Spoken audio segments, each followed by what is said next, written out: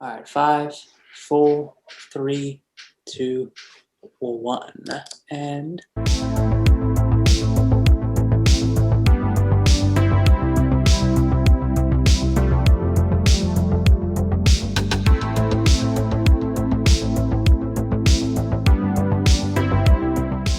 What's goody, everybody? Oh my gosh, it's such a fantastic day, and I am so happy to be DJ Mad Love once again, joined by the two and only greats that I know so far on this show, DJ Escapist, Sleepy Louie. Hey. What's up, guys? Sup. Yo, how was the week, gentlemen?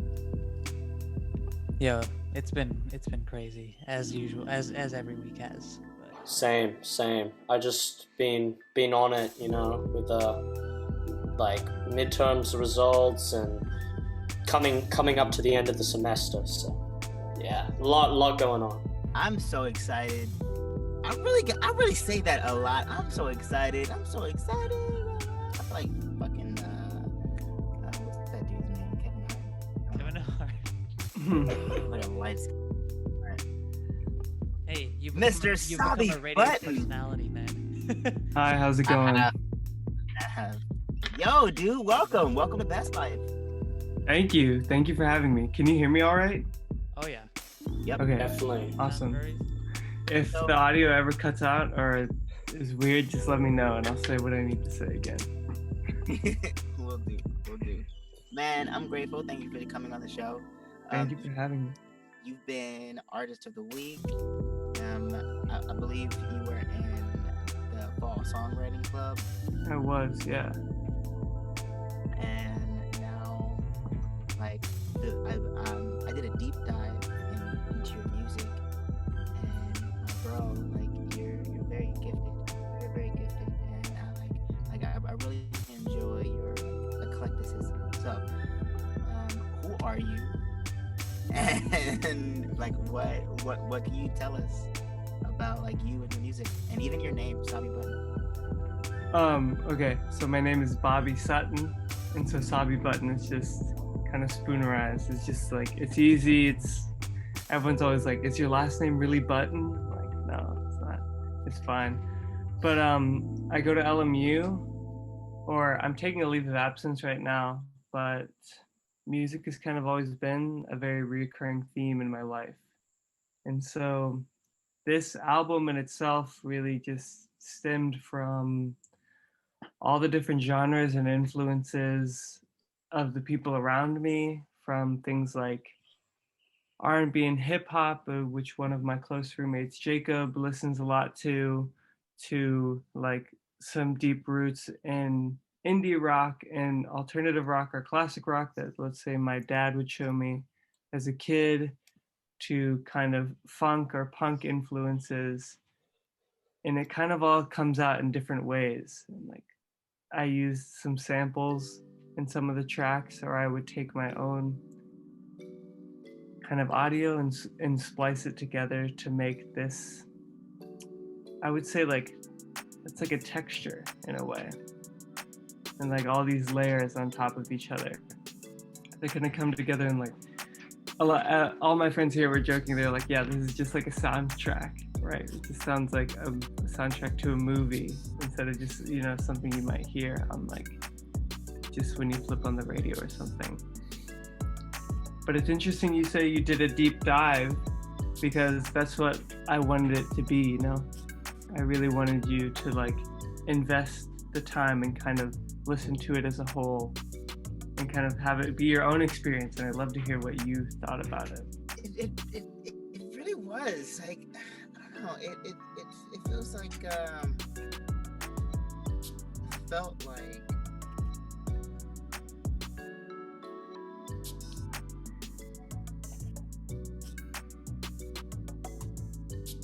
it felt like a cloud. It felt like anger. It felt happy. What? It's just, oh my gosh. It's okay. It felt like a word.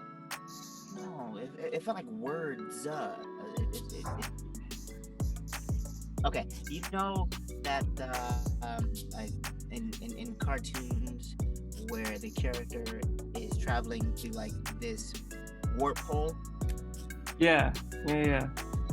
Something like Adventure Time, or even like, have you guys ever seen Midnight Gospel? I love Yes, that. I have. Yeah, Loved it. Yeah, kind of Yeah. something like that.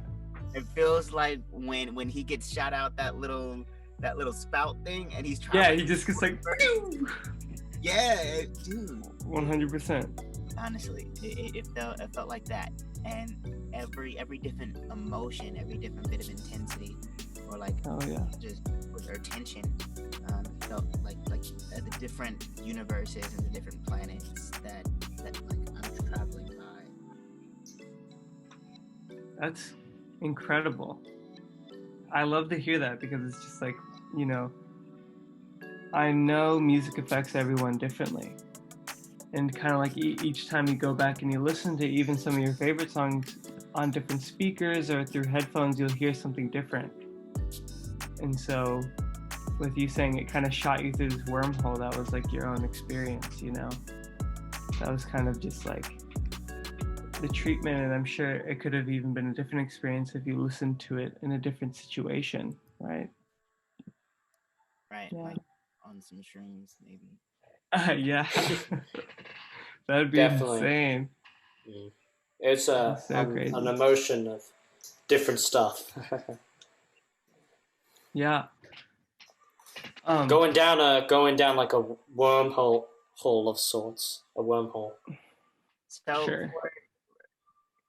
for the sake of my partners, let's dive into Sheesh. All right, let's do it. What questions do you have, if any? Like, or do you want me to just kind of start off on like how I do my process, or? Pick a song from Sheesh. All right, let's pick a song. Let me actually pull it up. Let me get. I played Sundown already. Yeah, so we can talk about Sundown. Fun fact, that song was a loop. So I have a looper pedal, and a lot of the time when I'm using my loop pedal or I'm making demos, I'll just be in my room, because it's all produced and arranged by me. And so it's a very kind of intimate process where I just like, I'm alone in my room, and sometimes I'll take a decent amount of time to do something. But with Sundown is a loop that I had recorded, and then I didn't touch my looper pedal for like an entire month. And then one day I come back and I'm like, oh, I haven't used this in a while. I might as well like see what's up, you know? Like I feel a little bit rusty, but we can test it out.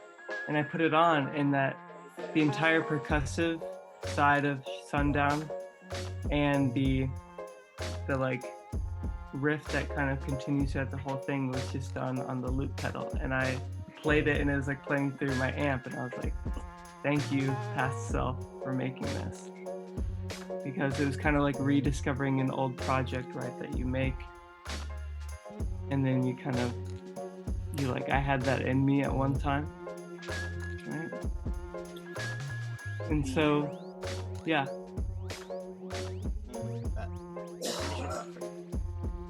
Oh no, and then from there it just kind of built texturally, and then it kind of had this like melancholic feel, but it also turned into like, like a love song in a way. I'm curious what your thoughts on old. Not very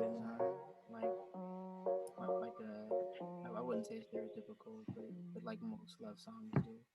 Yeah, it's just kind of that feeling, right?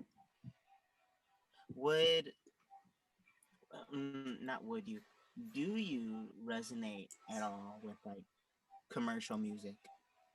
Oh yeah, 100%. I'm actually a big fan of pop music.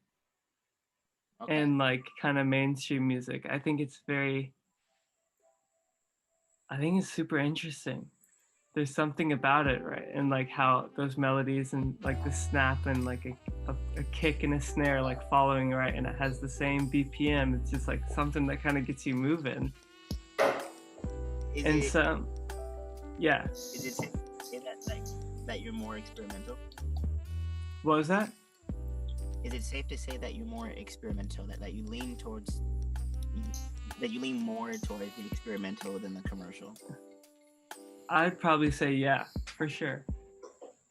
Because I like blending those genres, and I like making stuff that I think I would want to hear personally, or maybe my friends would want to hear, or just something that is like texturally and sonically sounds different than maybe something that would just be on the radio, or something that has like the same. Maybe it's just because I'm not great at writing choruses, right? Which is one thing, or maybe I just don't have the touch. But that, I mean, yeah, I doubt that. I doubt that. Let's go Okay. into a song. yeah, Way to have the last. let's see. word. What were some of your favorites from the project, if you remember any? Let's Oh, see here. Go to 100. No Fear for me. Love that. Yeah. Oh, you like No Fear? Yeah, it just gravitated towards me. I don't know. Just it was like I don't know, weirdly like why, but it was like the first one I heard of yours, and it just like I've been going back to it ever since. Yeah, that's kind of the thesis statement for like the entire album in a way. It's just kind of because what's that? That's not on Sheesh. It's on Quadio. Oh. Yeah, here I can send you the link. It's also on SoundCloud, but it's not on like streaming services, just because like it has to do a lot with sampling. Yeah, I noticed the samples. I couldn't quite work it out, but I thought it was like it sounded to me like Gil Scott Heron or something like that. I don't know if it was though, but Yeah, it sounded was. It was. We almost lost Detroit. Good ear. awesome. Yeah, Yeah, he has a really good stuff. found it. Yeah, No Fear is one of my favorites because that is definitely like a plunder, like found sound type deal. And there's a Nina Simone excerpt in it where she talks about having no fear and kind of expressing that no fear in how you can't describe it, but how it's a feeling. And she says specifically, like, how do you explain loving someone to someone who's never like been in love, right? Right? And you all experience some type of love in some point. It's kind of like jumping towards that idea of like, how would we operate day to day with no fear? And so maybe that even leads back to the experimental side of things. It's like, even if it's just something that I want to like listen to myself, I'll put it out here and see how it touches other people. Definitely. Have you ever been in love? Sure, yeah, Bobby? I have.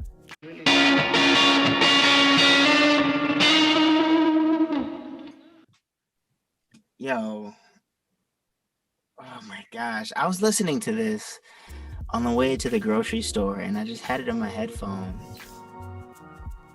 And I often like teeter on like the side of feeling very bashful for myself. Like I just can't stand myself. And then like on the other side of like myself where I'm like, okay, I'm actually a pretty cool dude, you know? And it's music like this that makes the I'm a pretty cool dude side like just feel a lot more real, you know? Oh yeah. Definitely makes walking down the street a lot cooler.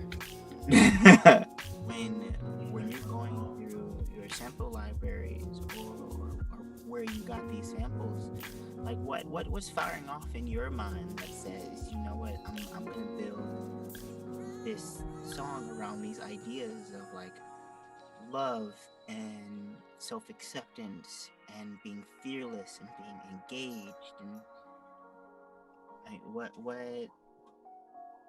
what's going through your mind that says like, okay, yeah, all of this is the message that I want to tell? That's a really, really good question. Because it's kind of hard to explain, right? It's like rational thinking and emotional thinking, kind of taking both ends of the spectrum, and like, because in reality, right, when it's going from the Nina Simone quote and it kind of builds up, and then it comes in with the youth choir, Pastor T.L. Barrett. The song is Like a Ship, by the way, and I think that is a perfect song in itself. And it just, like, when I was first making it, I made that song about a year ago, and I made it, and the first thing I thought was, oh, this just sounds sick. Like, this sounds really cool. And from, like, I wasn't even really thinking about it in the emotional perspective. And I guess all those clips, like, subconsciously resonated in this way that, like, he's saying, I searched for pleasure and I found pain, right? And then Nina Simone's talking about love, and David Lynch is talking about expanding consciousness, and then Gil Scott-Heron is talking about, like, oh, we almost lost Detroit this time, right? And so it's just all these different things that make me feel something.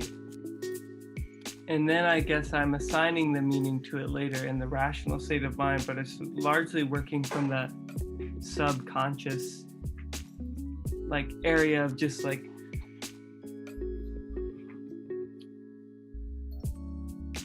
of what sounds good together, and how can I make something that sounds new and different, or that sounds like it's familiar, obviously, because it's taking from these old samples, but when I put my own chords over it, or I lay these horns and guitars, it's how do I make it into, like, something more than itself, or how can I smash all these layers together to push some boundary. You made it your own with it. Yeah, you did. I really enjoyed it. Thank you so much. And you touched on something that I really like resonate with on a very resounding level. Like, consciously you're like, oh my gosh, all this sounds great, and holy shit, it's gonna sound great together. Let me start sampling. Boom, boom, boom. This goes here. But your subconscious is connecting with, like, what's being said and the message. Lately I've been, like, paying attention to, or trying to pay attention to what I'm doing when I'm in what's called flow state. Yeah, that's a huge thing that we talk about a lot here at this house, actually. Dude, like, yeah, it some beautiful conversations come, like, when you just put, like, the flow state at the center of it.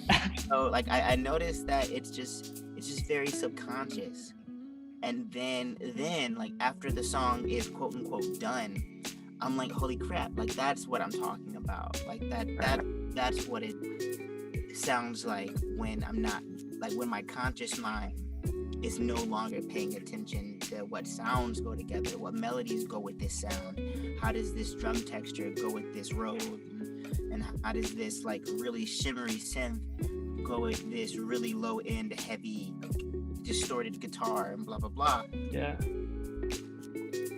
So when you said we use our rational mind to assign meaning to work after the work has been done, or after the work has been made, like, I want to dive deeper into that. I just don't know how to phrase the question or open that door. I think maybe it's like, in the way it's kind of just, like, almost human nature to want to assign something to something, right? Yeah, I do. You want to, like, even for me, right, when I go back and listen to the lyrics, I'm like, oh, he's searching for pleasure, but he found pain. Like, was that me at this time? Did I not even realize that? But also, I think kind of what you guys said about the show Best Life, like living your best life. And I think you said it earlier that the only certainty is uncertainty. Is like maybe okay with not assigning that meaning, or everyone has their own meaning to it in some way. You know, like my truth for this song would be different than yours, and I think the fact that it made you feel what you felt is like all the more reason it's special. This is the only way I can like even try to begin to explain something like music, especially. It's like, how do you explain getting goosebumps when you listen to the song? Besides scientifically, it's dopamine being released in your body, but it's like, why is it being released, right? Yeah, like because is it like triggering some sonic G spot in your mind? Yeah, it's something like that. That's great. That's the perfect way to describe it. Yeah, that's great. You hit the sonic G spot, and I think that's something. And is it something from your childhood, right? From music you were exposed to when you were little? Is it something that someone made you feel at a certain point in time? Does it remind you of a taste, a smell? Does that like, does that chord pattern or vocal harmony, progression, whatever, remind you? Like, if you could hear a cloud, I don't know, like, is that what it would sound like?